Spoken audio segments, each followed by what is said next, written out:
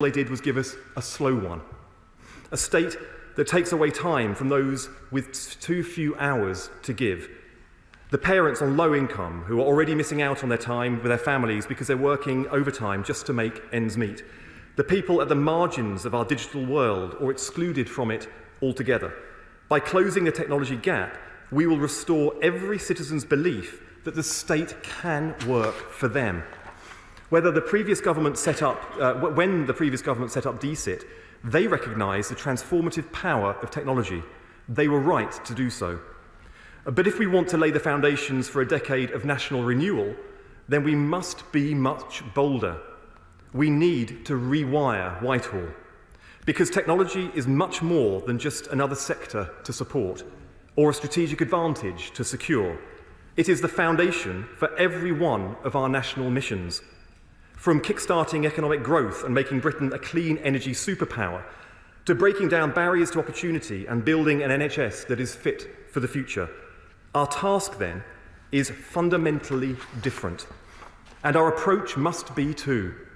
That is why we have made DCIT the digital centre for government. By bringing together digital data and technology experts from across government under one roof, my department will drive forward the transformation of the state. That transformation won't just save people time, it will save taxpayers money too. This government is under no illusions about the scale of the challenge that we face. Would you give way on this? I would happily give way. Could you just explain what that means in reality then for the Cabinet Office and the role that DCIT now has in terms of who has the organisation and control over what goes on in Whitehall and his department? Yeah, I'm very grateful for the question. The delivery functions of digital transformation have moved from the Cabinet Office and other departments into DCIT. Governance of such services remains shared between us, including a powerful role for the Treasury oversight as well. We want to harness the best of government, and we must do so by working together collaboratively. That is the missions-led approach that the Prime Minister has championed, and that is a belief I have absolutely baked through DCIT and the way that we work. I recognise that the challenges that we are seeking to solve with a powerful digital centre of government can only work if we work and provide a resource that other governments aspire to draw down on and work collaboratively to. That is the target we've set ourselves and we're setting about trying to achieve.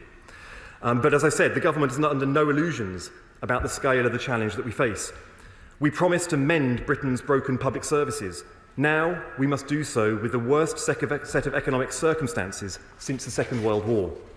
With taxes at a 70-year high and £22 billion black hole in public finances, we cannot afford to duck the difficult decisions. The solution is not unchecked spending. It is long-term, sustainable economic growth delivered in strategic partnership with business. Would my right honourable friend give way? Of course, I'll give way.